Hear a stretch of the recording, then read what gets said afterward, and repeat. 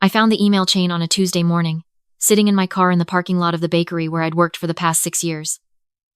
My hands were still dusted with flour. The notification came from the mortgage broker's secure portal. A thread my sister-in-law had accidentally CC'd me on when she forwarded the wrong contact. I read it once. Then I read it again. Then I sat there for a long time, watching the snow fall on Elgin Street, thinking about how many Sunday dinners I had cooked for people who were laughing at me behind a screen. Let me take you back to where this actually started. My name is not important. What matters is that I am 31 years old. I live in Ottawa. And for the past 4 years I have been the person my younger brother called whenever something went wrong. When his car needed repairs, I transferred money. When he and his girlfriend, now fiancée, needed first and last for their apartment in Centertown, I co-signed. When they wanted to upgrade to a 2-bedroom closer to the Rideau Center, I co-signed again. I told myself this was what family did. I told myself my mother would have wanted this. My mother passed away 4 years ago from ovarian cancer. She was 58. In her last weeks, she held my hand and she said, and I have replayed this sentence more times than I can count, she said, "Please look after your brother. He's not as strong as you." I was 27. I nodded. I said I would. I meant it completely. What my mother meant, I think, was, check in on him. Be kind. Don't let him feel alone in the world. What my brother's fiancée, I'll call her Renee, decided it meant was, your sister is a financial resource with no expiry date. My brother, I'll call him my brother, is 34. He works in IT, makes decent money, and has never once in 4 years offered to pay me back for a single thing. Not because he is cruel, I think, but because Renee made him see my help as something he was owed. She is 32, works part-time at a wellness studio in the Glebe, has very strong opinions about quartz countertops, and treats every conversation like an audition for a lifestyle she hasn't earned yet. The first time I felt something shift in me was about 2 years ago. They had come over for dinner. I had made a full roast, the kind my mother used to make on Sundays, with potatoes and everything, and Renee sat down, looked around my apartment, and said, genuinely curious, do you ever think about upgrading? Like, this space is very functional. My brother laughed. I smiled and said nothing. I told myself she was just socially unaware. Then came the house. They had decided they wanted to buy. Not a condo, not a starter home in Canada or Barhaven. The way most people our age were doing, no. A custom build in a new development in Stittsville. 4 bedrooms, a finished basement, a backyard with what Renee described as eventually a pool situation. The total price was just over $800,000. On their combined income, without a substantial down payment boost and a cosigner, the mortgage broker told them it was not going to happen. My brother called me on a Wednesday evening. He was careful about how he framed it. He didn't ask directly at first. He talked about the neighborhood, the school district, even though neither of them had children, the investment potential, the way prices in Ottawa were only going up. Then he said, we just need a cosigner for the mortgage. Just on paper. You wouldn't be responsible for anything. It's just so the numbers work for the bank. I want to be honest with you about something. I knew, even then, that this was not a small ask. Co-signing a mortgage is not like co-signing a lease. If they defaulted, I would be on the hook for $800,000. My credit, my financial future, everything. I knew this.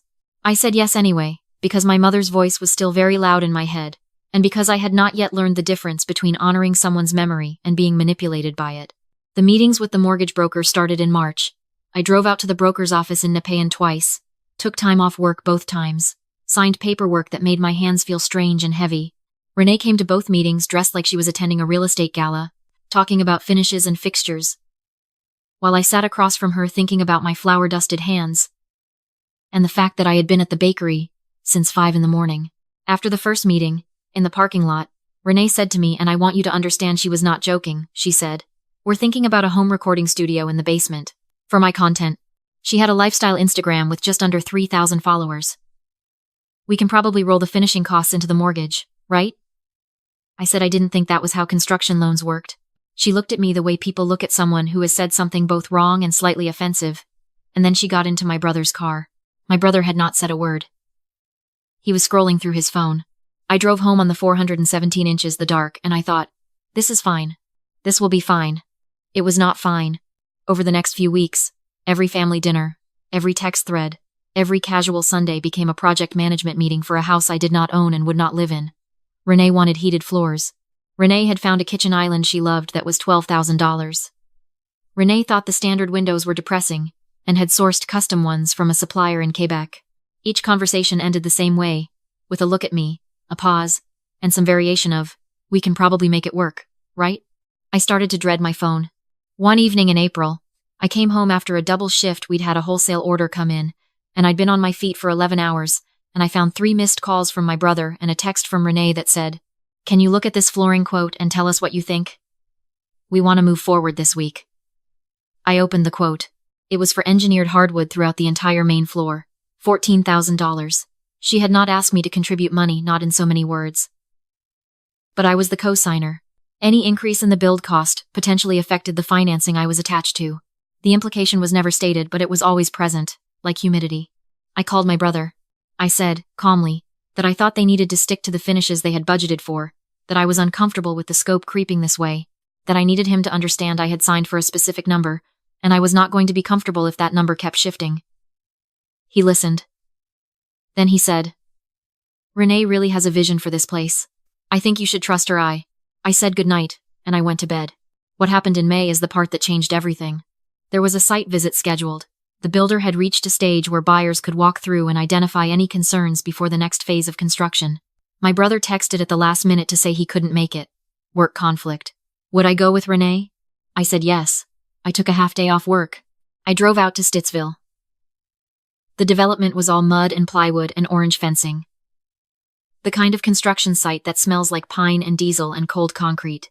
Renee was already there when I arrived, wearing a cream-colored coat that was absolutely not appropriate for a construction site, talking to the site supervisor like she was directing a renovation show. The walkthrough was tense from the beginning. Renee kept pointing at things and saying, "That's not what I specified," or "This is wrong."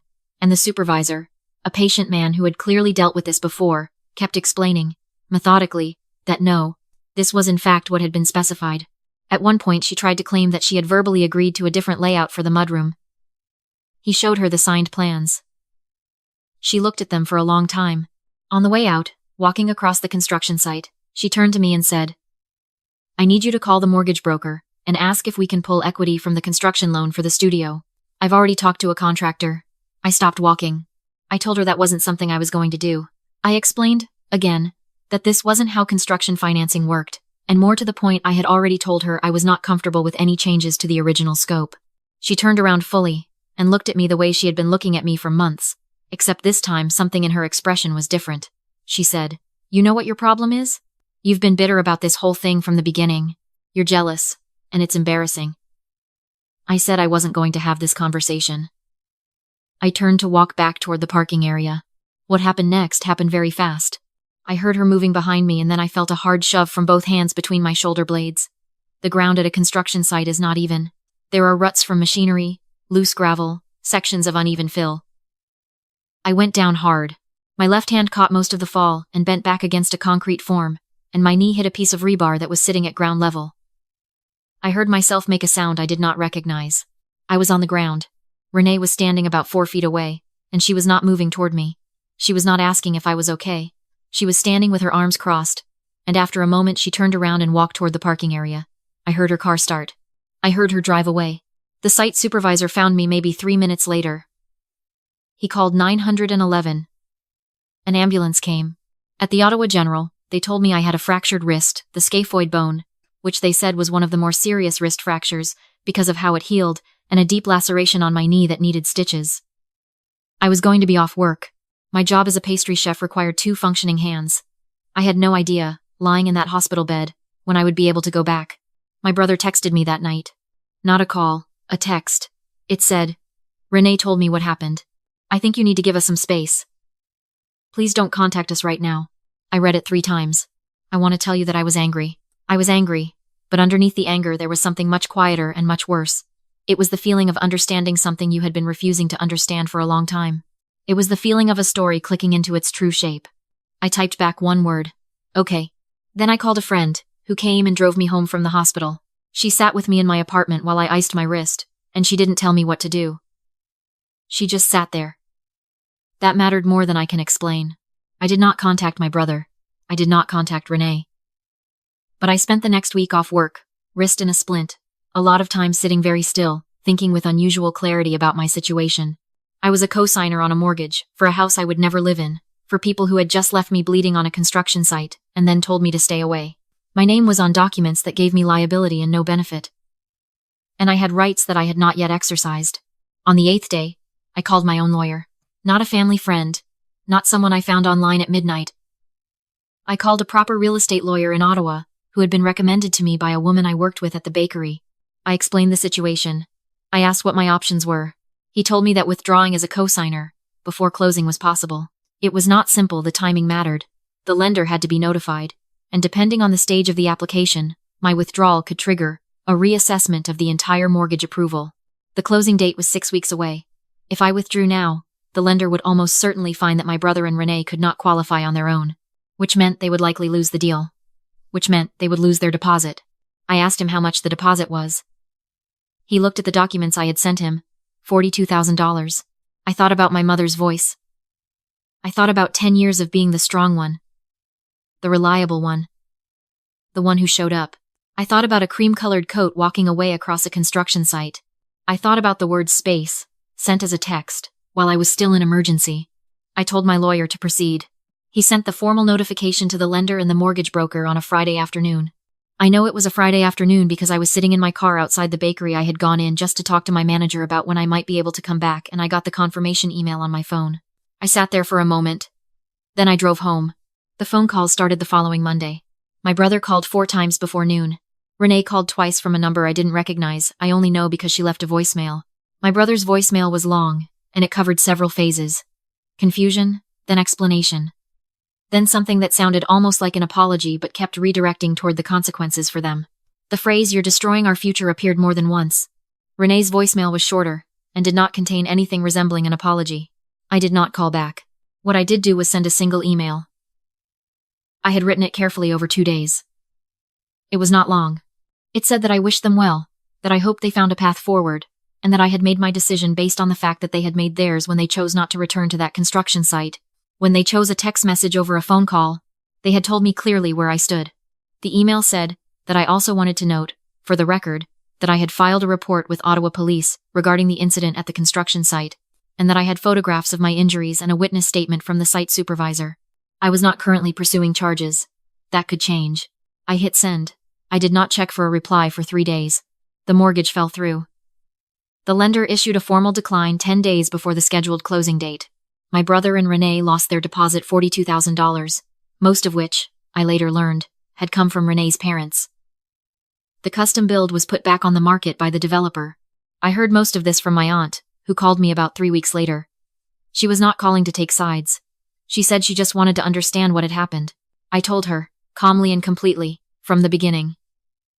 She was quiet for a long time. Then she said, "Your mother never would have wanted this for you." I said I knew that. I said I thought, for a while, that honoring my mother meant giving without limit. I understood now that my mother had not raised me to be a resource. She had raised me to be a person. My wrist took 11 weeks to heal properly.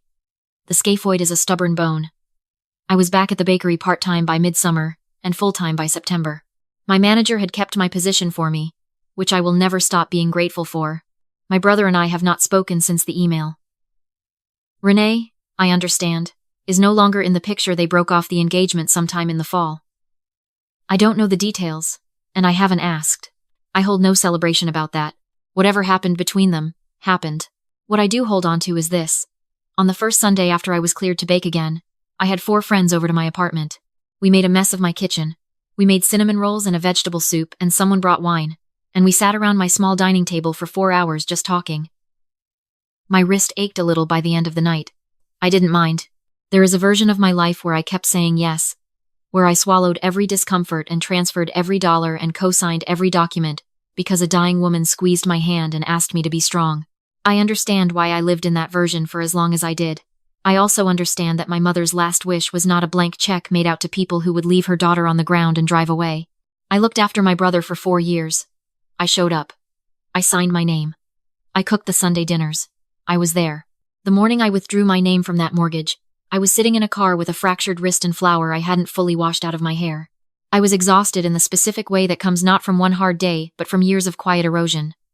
And when the confirmation email came through, what I felt was not triumph. It was not even relief, not exactly. It was just stillness.